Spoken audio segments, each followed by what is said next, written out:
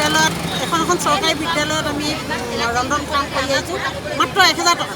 কিন্তু চৰকাৰে আমাক কোনো দিনে মানে আমাক নিযুক্তি পত্ৰ দি বা চৰকাৰীকৰণ বুলি কোনোদিনে আমাক ঘোষণা কৰা নাই আৰু একো আমাক মানে ভাল চকুৰে চোৱা নাই। গতিকে আমি এতিয়া 1000 টকাত কাম কৰাৰ পাছতো এই 1000 টকাটো বাদ দি ইমান দুখীয়া ৰন্ধন কৰ্মীখিনিক আঁতৰাই পেলাই NGOক দিব বিচাৰিছোঁ।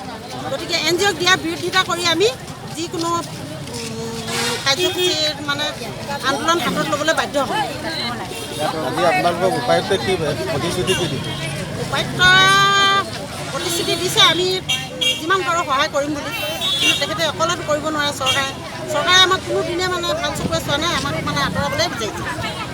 1000 টকাটোতো বেছিকৈ দিব বিচৰাই নাই, তাৰ পৰিৱৰ্তে আমাৰ NGOক দি 1000 টকাটো বন্ধ কৰি দিছে। গতিকে আমি তাৰ বিৰোধিতা কৰি আমি যিকোনো আন্দোলন কৰিম বুলি আজিৰ পৰা প্ৰতিশ্ৰুতিবদ্ধ।